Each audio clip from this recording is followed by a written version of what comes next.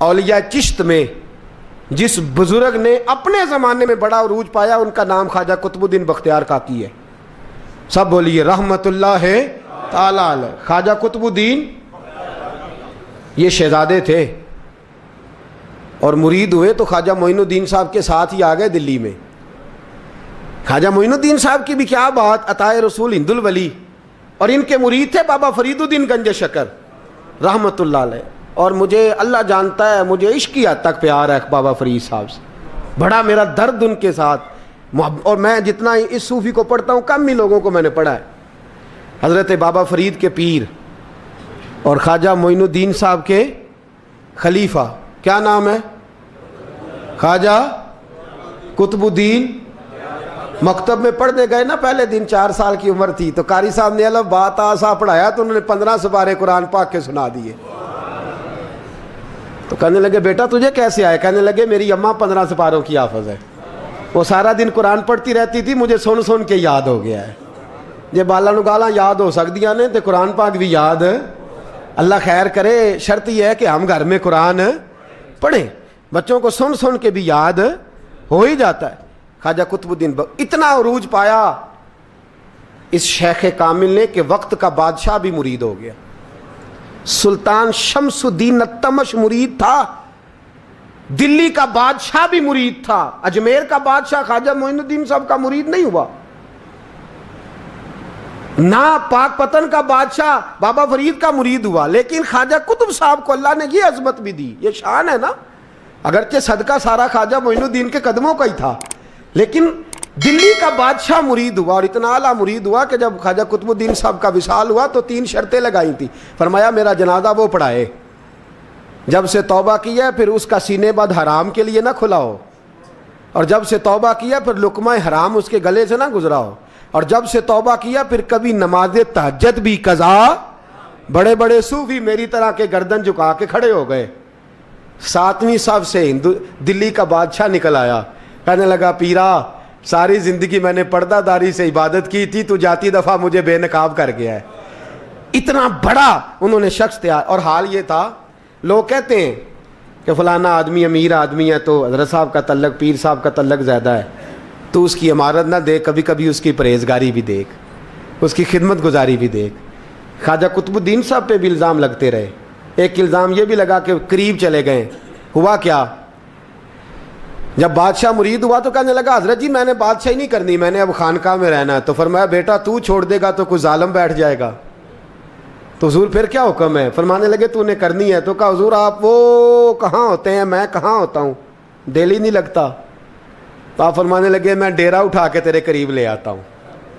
خواجہ صاحب 1 کلومیٹر کے فاصلے پر ڈیرا اٹھا کے لے آئے. فرمانے لگے میں تیری تربیت کرتا رہوں گا، تو مخلوق کا بھلا کرتے رہنا.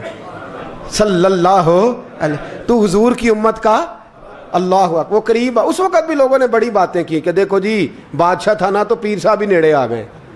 لوگ دیکھتے نہیں کہ اصل بات کیا ہے. خیر وقت گزر گیا، بادشاہی مرید ہو گیا تو پھر دلی سارے میں اسلام، اتنا عدل انصاف. ہندوؤں کو بات پسند نہ آئی، انہوں نے کچھ مسلمان خرید لیے. سلطان شمس الدین التمش بیٹھا ہے دربار میں، جاگ رہے ہیں نا آپ لوگ سب، کہیے صلی اللہ علیہ. بڑی غور سے سننے والی بات. ایک دن سلطان شمس الدین تمش دربار میں بیٹھا ہے، قاضی عدالت بھی بیٹھے ہیں، مقدمات سنے جا رہے ہیں. باہر سے رونے کی آواز آنے لگی، چیخنے چلانے کی. بی بی بیان کر رہی، کیا ہو گیا کیا ہو گیا. وہ ٹال لگے ہوتے تھے بادشاہوں کے، وہ بجنے لگے، زور ہونے لگا. بادشاہ نے کہا اس فریادی کو جلدی بلاؤ.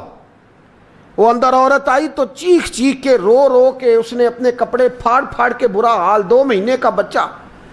لوگ اس کی آہو زاری پر اس کی طرف متوجہ. بھی کیا ہوا، پانی پلاؤ بٹھاؤ، یہ کیا ہو گیا. کہنے لگی لٹ گئی، عزت برباد ہو گئی، تباہ کر دی گئی. میں کیا ہوا؟ کہنے لگی بادشاہ ایک شخص میرا غیر شرعی خامند بنا، پھر مجھے حمل ہوا، پھر میری گود میں یہ بچہ ہے 2 مہینے کا. اب گئی ہوں تو وہ کہتا ہے کہ میرا تو تیرے سے تعلق ہی کوئی نہیں. بادشاہ کہنے لگے یہ سلطان شمس الدین تمش کی جگہ ہے اور میں نے رسول اللہ صلی اللہ علیہ وسلم کے دین کے مطابق حکومت استوار کی ہے. کون ہے جو تیرے ساتھ؟ ابھی گردن نہ کاٹ دوں گا, بات کر کون ہے. کہنے لگی تو کچھ بھی نہیں کرے گا, کوئی کچھ نہیں کر سکتا. لوگ کلمے چھوڑ کے بیٹھ گئے, توجہ ادھر ہو گئی. پراپوگنڈے بڑا اثر کرتے ہیں معاشرے پہ. رنگ ایسا عجیب ہے, انداز ایسا عجیب ہے. فرمایا بات تو کر. اس عورت کی آواز گونجی تو حالات ہی خراب ہو گئے. کہنے لگی بادشاہ حوصلہ پیدا کر سننے کا. کہا تو بات کر. کہنے لگی میرے گود میں جو بچہ ہے یہ قطب الدین بختیار کاکی کا ہے, یہ تیرے پیر کی ناجائز اولاد ہے. اٹھاؤ, پروفیسر سلیم چشتی نے پی ایچ ڈی کی ہے, وہ لکھ رہے ہیں اس واقعے کو. تیرے پیر کا ناجائز بچہ ہے. ہاتھ کانپنے لگے بادشاہ کے. کہنے لگے یا اللہ کبھی تو قیامت برپا کر دے تو معاملہ ٹھیک ہو جائے, میں تیری زبان کھینچ دوں گا تیری گر. تو نے بات کیسے کی؟ کہنے لگی میں نے کہا تھا نا تیرے اندر حوصلہ نہیں, میری عزت تار تار ہو گئی اور تو پیر بچا رہا ہے. اللہ اکبر. سلطان شمس الدین تمش آسمان کی طرف دیکھ کے کہنے لگے مولا مجھ مجرم کو جس کی برکت سے اٹھا کے تو نے مسجد میں پہنچایا, آج مجھے تو نے کس امتحان میں ڈال دیا؟ یہ کیا رنگ تو نے زندگی کا بنایا ہے. کہنے لگی بلا اسے, اڑاب گردن. اللہ اکبر. خواجہ قطب الدین بختیار کاکی, ذرا اس جگہ پہ اپنے آپ کو کھڑا کر کے دیکھ میرے دوست.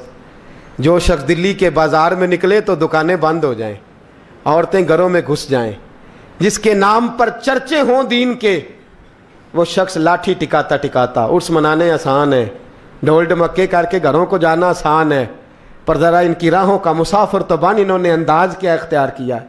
حضرت خواجہ قطب الدین بختیار کاکی, خبر پھیل گئی. اتنی شہرت پاکیزگی کی نہیں ہوئی تھی جتنی اس جرم کی ہوئی. لاٹھی ٹکاتے ٹکاتے جب پہنچے نا بادشاہ کے دربار میں, بادشاہ اٹھنے لگا, قاضی اٹھنے لگا, لوگ اٹھنے لگے, تو قطب الدین بختیار کاکی کی آنکھوں میں آنسو آئے. مانے لگے بیٹو بیٹھ جاؤ, آج میں پیر بن کے نہیں آیا, میں مجرم بن کے آیا. اور کہا میرے مالک کا انصاف بھی دیکھو. دلی کا پیر آج دلی کی عدالت میں اپنے نا کردہ جرم کی صفائی دینے آیا. بڑی لاٹھی پہ ٹیک لگائی. دلی کی گلیاں بھی روتی ہیں کہ یہ کیا رنگ, اللہ یہ تیرا کیا رنگ ہے. یہ تے میں گڈی تے ہاتھ ڈور سجن دے, او جنج رکھے اونج رہنا ہے, واجب نہیں جے وچ شریعت, مندہ خسم نو کہنا اے تن میرا کنگھی ہووے. میں زلف سجن دی واواں, پوش میرے دی جتی بن جائے, میں یار دی قدمی آواں. مارو مارو مینوں مار مکاؤ, کوئی یوزر نہ پیش لے آواں, جے سونا ہی میرے دکھ وچ راضی, جے سونا ہی میرے دکھ وچ راضی, تے میں سکھ نو چلے ڈاواں. پر یار فریدا کدی بل پے سونا, یار فریدا جے کدی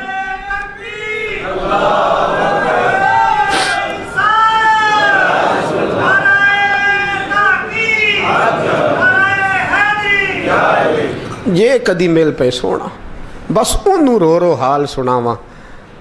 ٹیک لگائی ہے.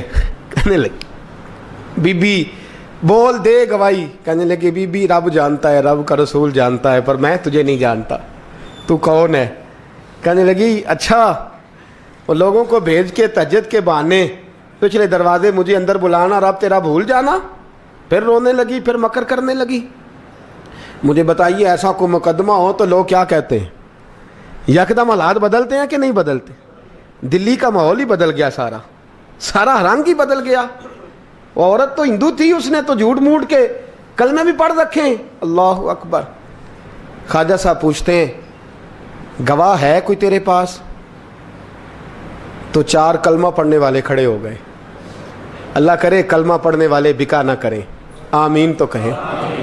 وہ کھڑے ہو کے کہنے لگے ہاں ہم نے آتے بھی دیکھا ہے, جاتے بھی دیکھا ہے. خواجہ قطب الدین صاحب نے نظر عثمان کی طرف اٹھائی, کہنے لگے اچھا جو تیری مرضی, میں گڈی تے ہاتھ ڈور سجن دے, وہ جنج رکھے اونج رہنا ہے, واجب نہیں وچ شریعت, مندہ خسم نو کہنا. کہنے لگے سلطان یار ایک رات کی مہلت نہیں دے دیتا؟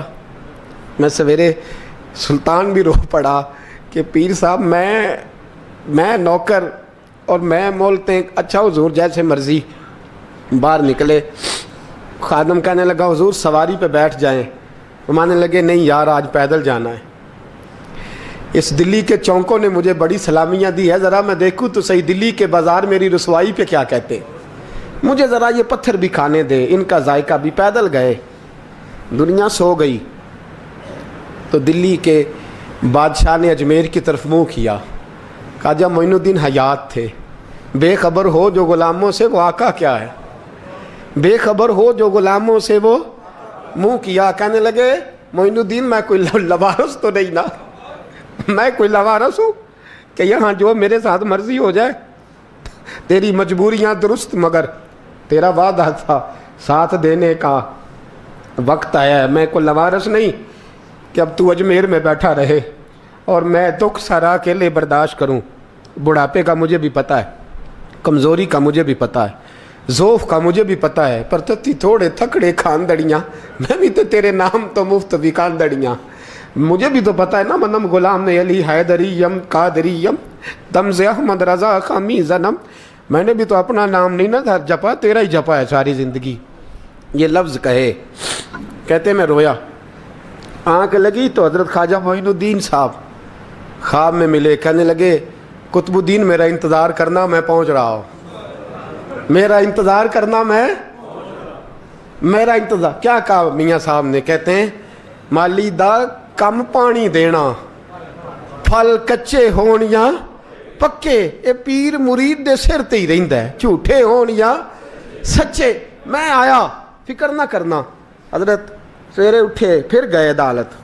پھر کہا نہ بھائی پروٹوکول, مجرموں کا پروٹوکول نہیں ہوتا, میں اکیلا جاؤں گا.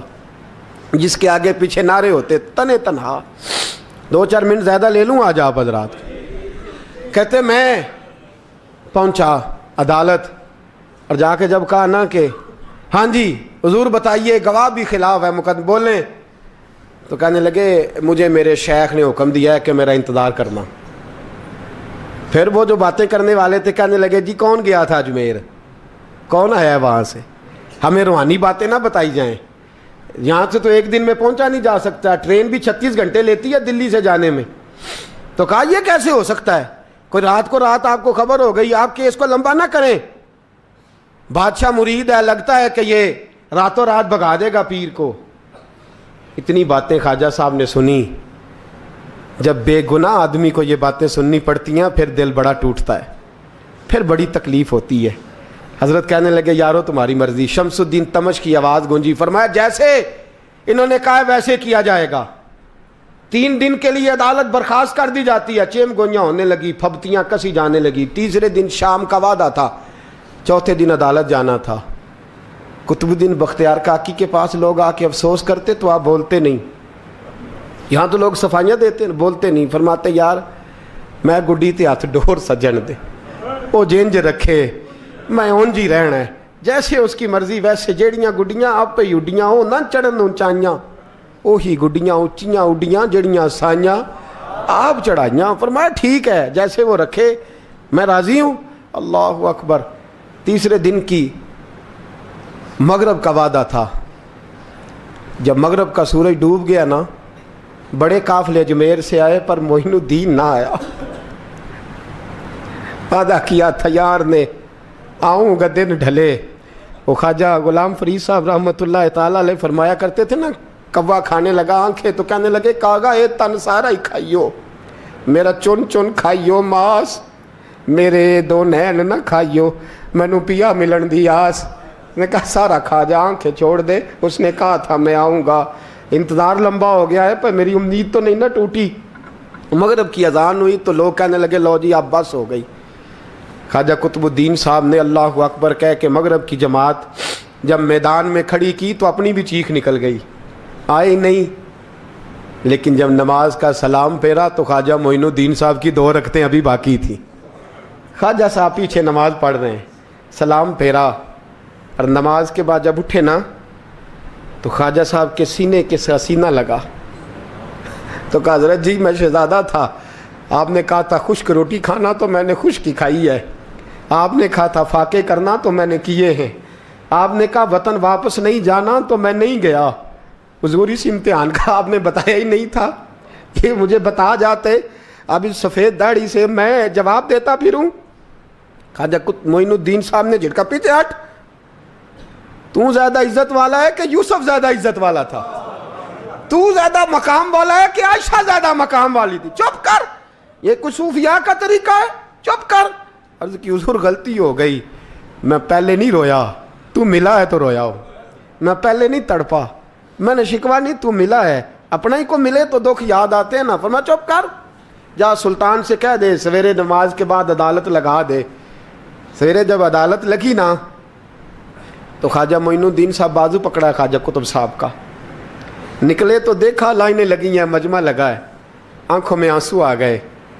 کہا حضور آپ کیوں روتے ہیں؟ فرمایا میرا دل تھا لوگ میرے کتب کی شان دیکھنے آئے, یہ کتنے بدبخت ہیں, میرے کتب کی رسوائی دیکھنے آئے. کتنے نالائق ہیں, رسوائی دیکھنے اتنے آئے ہیں, شان دیکھنے آتے ہی نہیں. اللہ اکبر. جب میدان لگا خواجہ صاحب پہنچے, عورت کو کہنے لگی اللہ سے ڈر جا, وقت تھوڑا ہے, تو مر جائے گی. کہنے لگی مجھے داستانیں نہ سنائیں.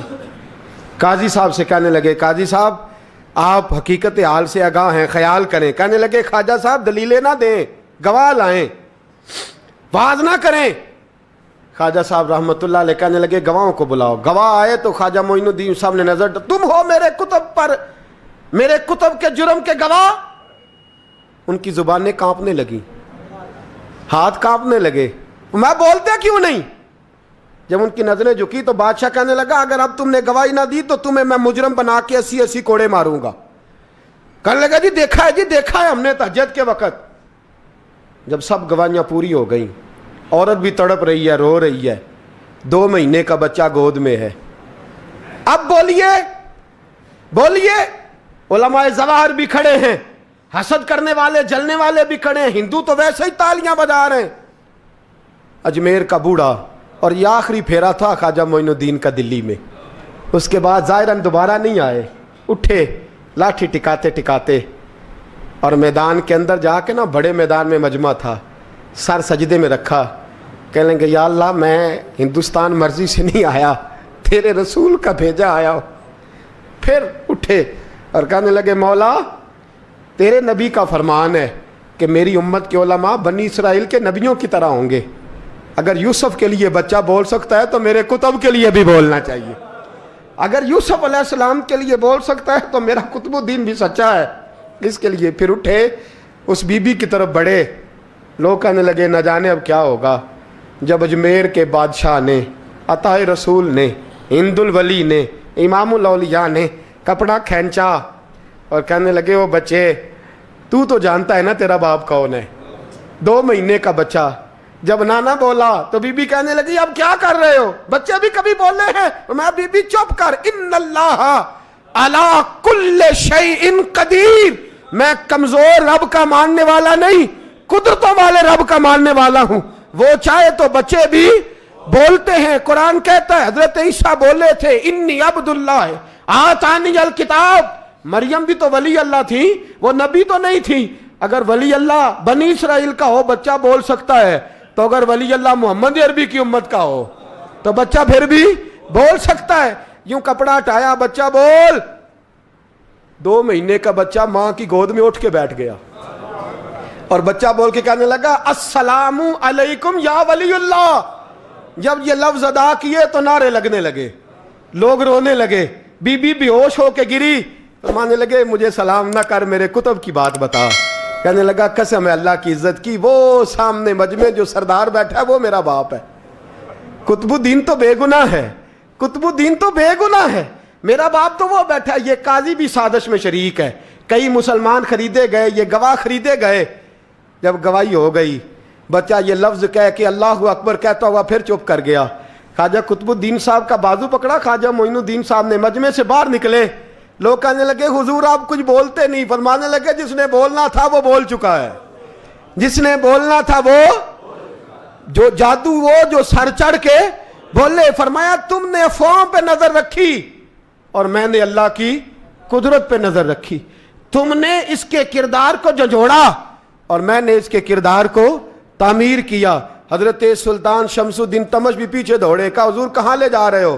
فرمایا کتب میرا آیا، میں جمائر ساتھ لے کے جا رہا ہوں، اب میں نے اپنا بچہ تمہارے سپرد، اب میرے پاس رہے گا، تم نے ستایا میری اولاد کو، اب یہ میرے پاس رہے گا، میں نے نہیں تمہیں دینا۔ لوگ راہیں بچھا کے، نظریں بچھا کے بیٹھ گئے، پاؤں میں گر گئے، کہنے لگے حضور ہمارے لیے نہیں، رسول اللہ کے دین کے لیے، ہمارے لیے نہیں، تعمیر شریعت کے لیے، ادائے سنت کے لیے چھوڑ جائیے۔ خواجہ صاحب کہنے لگے قطب الدین جا، تجھے چھوڑ کے جاتا ہوں، اب قیامت تک کوئی تیری رسوائی کی جرت نہیں کر سکے گا۔ عزیز یاد رکھ، نہ افواہوں پہ لگا کریں، نہ کسی برادری، کسی قوم، کسی شخص کے بارے میں ایسی باتیں، یہاں تو لوگ گھڑ گھڑ کے چیزیں لاتے ہیں، گھڑ گھڑ کے چیزیں لاتے ہیں، اور جن کی ہیں ان کے پاس بڑے دلائل ہیں اپنی صفائی پیش کرنے کے لیے، جو غربا مساکین ہوتے ہیں